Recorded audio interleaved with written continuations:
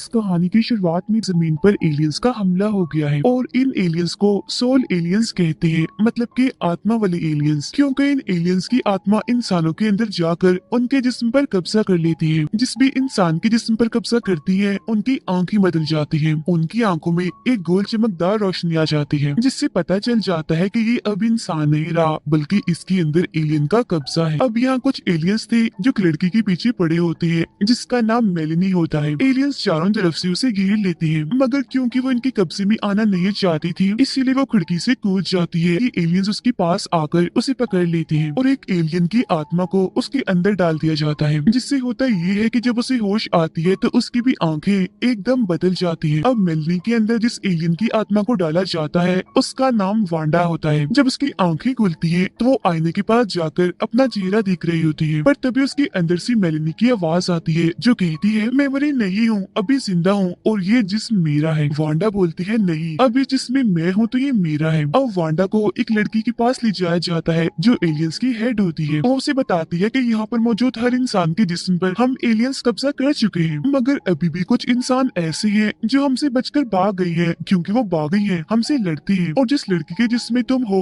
वो भी उनकी एक साथी है, इसलिए तुम उसकी यादों की मदद से हमें उसके बाकी साथियों की जानकारी दो, उनका पता बताओ कि वो कहाँ है। तब वांडा बताती है कि जिस लड़की के जिस्म में मुझे डाला गया है उसका नाम मेलेनी है। जब एलियंस इंसानों पर कब्जा कर रहे थे तो उससे पहले ही वो अपनी फैमिली के साथ अपने घर से भाग गई थी, मगर ये लोग ज्यादा दिनों तक नहीं छुप पाए और जब ये पकड़े जाने वाले थे तो मेलेनी अपने भाई को लेकर वहाँ से भाग गई और बस फिर ये भागती ही रही। अब जब वांडा मेलेनी के भाई का नाम बताने वाली थी तो अंदर से मेलेनी उसे ऐसा करने से मना कर रही थी कि प्लीज मेरे भाई का नाम मत बताना, मगर वांडा उसकी एक नहीं सुनती और उसके भाई का नाम एलियंस की हेड को बता देती है। फिर रात को जब वो सो रही थी तो उसे वो सारे सपने आते हैं जो और कुछ नहीं बल्कि मेलेनी की यादें थी, जिन यादों में उसे पता चलता है कि मेलेनी एक लड़की को पसंद करती है जो अभी भी जिंदा है और एक इंसान है। अगले दिन भी हेड मेलेनी की यादों से और भी जानकारी निकालने की कोशिश करती है। ये सब एक महफूज जगह पर जा रही थी, बाकी सब तो चले गए मगर मेलेनी नहीं गई। वो भी वहाँ पर जब जा रही थी तो पकड़ी गई और बस इससे आगे और मैं कुछ नहीं देख पा रही, जो सुनकर एलियंस की हेड वहाँ से चली जाती है। अब तभी वांडा को एक ख्याल आता है, जो ख्याल एक रेगिस्तान का था जहाँ बहुत बड़े बड़े पहाड़ थे। तब ये देखकर वांडा उस जगह का नक्शा एक पेपर पर बना देती है, जो देख फौरन ही अंदर से मेलेनी की आवाज आती है, कहती है ये मत करो, जल्दी से फौरन इस कागज को फाड़ दो, क्योंकि अगर ये इनके हाथ लग गया तो ये सारे इंसानों को पकड़कर उन्हें मार देंगे। जो सुन वो उस कागज को अपने जेब में छुपा लेती है, एलियंस की हेड को नहीं देती, क्योंकि जैसा कि हम जानते हैं कि मेलेनी और वांडा एक ही जिस्म में है जो एक दूसरे से बात कर पा रही है, मगर ये बात उनके अलावा और कोई नहीं जानता। हेड कहती है कि मेलेनी की दोस्त के बारे में जो जानकारी तुमने दी थी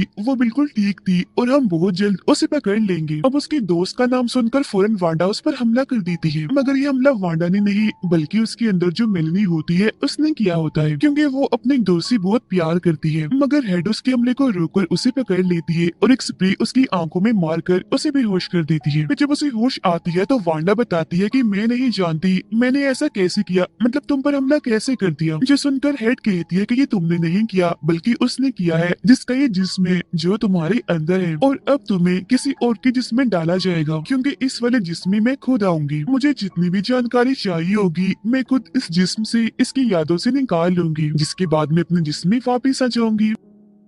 फिर अब हम देखते हैं कि मेलेनी और वांडा दोनों की दोस्ती हो गई है, क्योंकि दोनों एक दूसरे से बातें करती हैं, अपनी अपनी दिल की बातें सुनाती हैं। इसीलिए वो वांडा को वहाँ से भागने का कहती है, तो वो उसकी बात मानकर वहाँ से भाग भी जाती है। वहाँ से निकलने के बाद फिर ये आगे का सफर गाड़ी पर तय करते हैं। अब वांडा कहीं और जाना चाहती थी, मगर मेलेनी उसके अंदर ख्याल डालकर कहीं और ले जाती है। तभी अचानक इनकी गाड़ी से कुछ टकरा जाता है, जिससे इनकी गाड़ी पलट जाती है। काफी बुरा एक्सीडेंट हुआ था। वांडा बाहर आ गई थी और आगे का सफर पैदल ही तय करती है। आगे यहाँ एक काफी बड़ा रेगिस्तान था, जहाँ वांडा आगे बढ़ती ही चली जाती है और फिर एक पेड़ के नीचे आकर वो बेहोश हो जाती है। अब असल में मेलेनी वांडा को यहाँ इसलिए लाई थी क्योंकि यहाँ उसकी अंकल का घर है। अब जैसे ही बेहोश पड़ी होती है तो वहाँ उसके अंकल आ भी जाते हैं। मेलेनी ने अपने अंकल को पहचान लिया था, इसलिए वो कहती है शुक्र है अंकल आपने हमें ढूंढ लिया। अब उसके अंकल उसे पानी पिलाते हैं, जिसकी फौरन बाद जैसे वो आंखें खोलती है तो वो समझ जाते हैं कि ये एक एलियन है। तो उनमें से एक लड़का वांडा को मारने की कोशिश करता है, मगर तभी उसके अंदर से मेलिनी चिल्लाती है, अंकल मैं हूँ मेलिनी, मैं अभी भी जिंदा हूँ, इसके अंदर हूँ। जिस वजह से उसके अंकल उसे मारने से मना कर देते हैं। तो ये लोग अब उसे भी अपने साथ वहाँ ले जाते हैं जहाँ ये रह रहे थे, जो जगह एकदम महफूज थी, जहाँ बहुत सारे इंसान एलियन से छुप कर रहते हैं। यहाँ पर मेलिनी का दोस्त भी था। जैसे ही उसे देखती है खुश हो जाती है, मगर वो इसकी आंखों को देखती है तो उसका दोस्त जोर से उसे थप्पड़ मारकर नीचे गिरा देता है। यहाँ वो अपने भाई को भी देख लेती है और काफी खुश हो गई थी, मगर कोई भी वांडा की बातों पर यकीन नहीं करता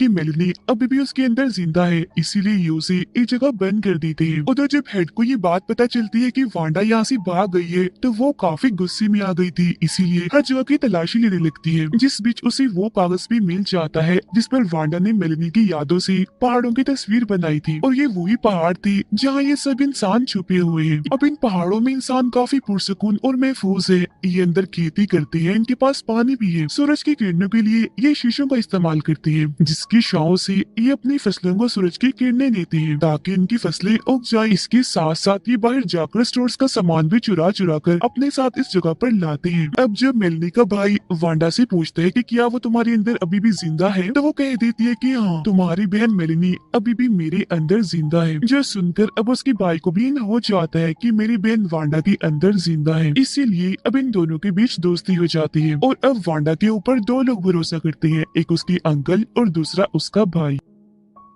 अब जब ये लोग एक साथ बैठकर खाना खा रही थी तो वांडा से सवाल किया जाता है कि तुम्हारी उम्र कितनी है, जिस पर वो जवाब देती है कि हजारों साल, और मैं कई सारे प्लेनेट्स, सैयारों, ग्रहों पर रह चुकी हूँ, मगर उनमें से प्लेनेट यानी ये दुनिया, ये जमीन सबसे खूबसूरत है, मगर यहाँ रहना उतना ही मुश्किल है। तभी इधर मेलिनी का दोस्त आ जाता है जो वांडा पर हमला करने लगता है, क्योंकि वो उसे मारना चाहता है। वो एलियन से नफरत करता है क्योंकि उसके बहुत सारे दोस्तों को एलियंस ने मार दिया था, और उसे लग रहा था कि क्योंकि ये भी एक एलियन है तो हमारे लिए खतरा है। वो उसे मारने ही वाला था कि तभी मेलिनी का भाई कहता है कि अगर तुम इसे मारोगे तो तुम मेलिनी को भी मार दोगे, क्योंकि वो इसके अंदर अभी भी जिंदा है। मगर ये सुनकर फिर भी उसे यकीन नहीं आता, इसीलिए वांडा जब अकेली होती है तो वो उसके पास जाता है और उसके करीब आने की कोशिश करता है, जो देखकर उसके अंदर की मेलिनी उसे थप्पड़ मार देती है। ये देख उसका दोस्त समझ जाता है कि सच में वांडा के अंदर मेलिनी अभी भी जिंदा है। दरअसल ये उसने जानबूझकर किया था कि अगर मैं किसी दूसरी लड़की के करीब आने की कोशिश करूंगा तो ये बात मेलिनी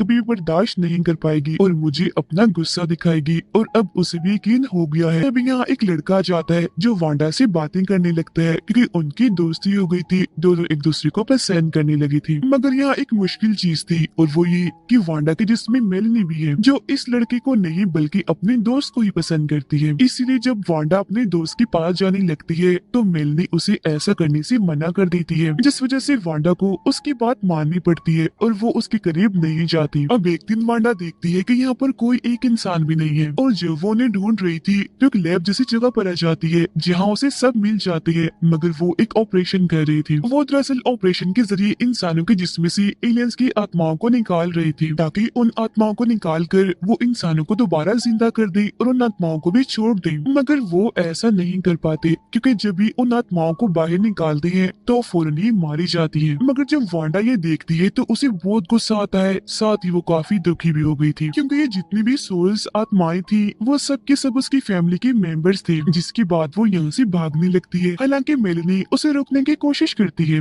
मगर वो नहीं रुकती, उल्टा मेलिनी को ही कह देती है कि चुप कर जाओ और निकल जाओ मेरे अंदर से। जिसके बाद वो एक जगह पर जाकर बैठ जाती है। वो वहाँ काफी देर तक भूखी प्यासी उदास बैठी रहती है, जहाँ तभी उसके पास अंकल आते हैं, उससे माफी मांगने लगते हैं। कहते हैं कि आज की बात हम किसी को भी यहाँ बंदी बनाकर नहीं लाएंगे, मैं इस बात की तुम्हें गारंटी देता हूँ, वादा करता हूँ। जसन दुखी होते हुए वांडा कहती है, मगर मैं आपकी बात का यकीन क्यों करूँ? वो कहती है, क्योंकि मैंने भी तुम पर किया था जब तुम यहाँ आई थी। अब तभी दिखाया जाता है कि मेलिनी के भाई की तबीयत खराब हो गई है, क्योंकि फसल काटते हुए उसकी टांग पर चोट लग गई थी, जिस वजह से उसकी टांग पर इन्फेक्शन हो गया है, और अगर उसका इलाज नहीं किया गया तो वो मर जाएगा। हालांकि यहाँ एक डॉक्टर था जो उसका इलाज करने की कोशिश कर रहा था, मगर उसे जरा भी फर्क नहीं पड़ता। अब वांडा मेलिनी के भाई को बचाना चाहती है, जिसके लिए उन्हें वो दवाइयाँ चाहिए थी जो एलियंस अपने इलाज के लिए इस्तेमाल करते हैं। इसलिए वांडा एक हॉस्पिटल जाती है और वहाँ से बहुत सारी दवाइयाँ चुरा कर अपने साथ ले आती है, और जब इन दवाइयों से मेलिनी के भाई का इलाज किया जाता है तो वो बिल्कुल ठीक हो जाता है।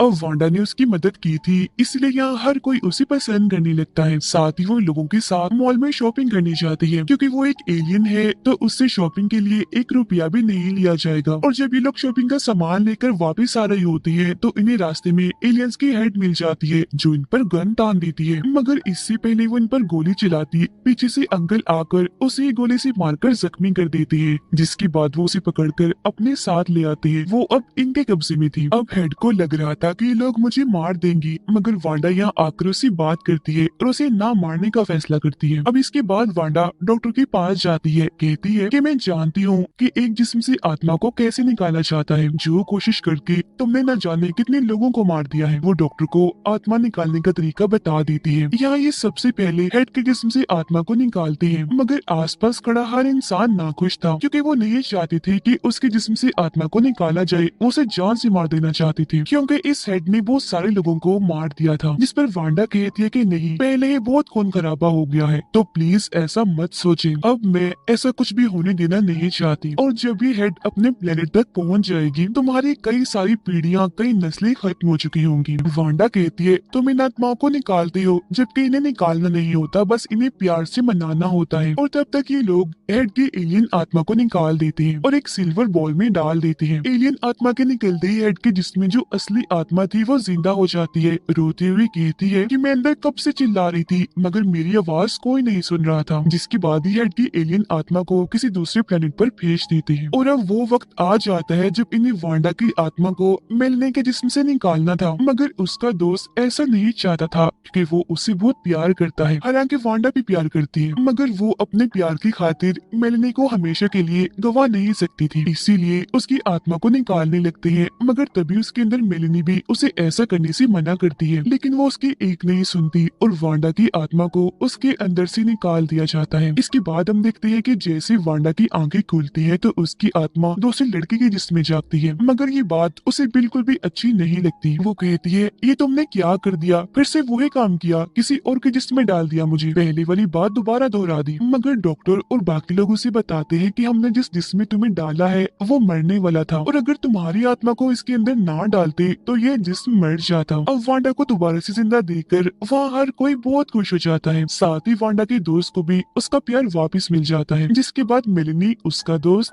वांडा और उसका दोस्त, ये चारों बहुत खुश रहते हैं, क्योंकि अब ये 2 कपल बन गए थे। और फिर एक रात जब ये चारों गाड़ी से कहीं जा रहे थे तो तभी अचानक इनकी गाड़ी के सामने एलियंस की गाड़ी आ जाती है, जिसमें से एक एलियन बाहर आकर इन पर गन तान देता है। तो वो समझ जाते हैं कि ये लोग इंसान हैं। और फिर तभी वो अपने साथियों को आवाज लगाकर कहते हैं कि इधर आओ, यहाँ इंसान है। और जब उसके साथी इनके पास आते हैं तो ये लोग ये देखकर काफी हैरान रह जाते हैं कि वो भी सब इंसान हैं। अब मेलनी उन इंसानों को देखकर कहती है कि हमें लगा था हमारे अलावा कोई नहीं बचा। तब वो आदमी जो उसके सामने था कहता है हमें भी ऐसे ही लगा था, मगर हमें 3 इंसानों के ग्रुप मिले थे और आज चौथा। जिसके बाद ये सब लोग एक दूसरे से मिलकर काफी खुश हो जाते हैं और इधर ये कहानी खत्म हो जाती है।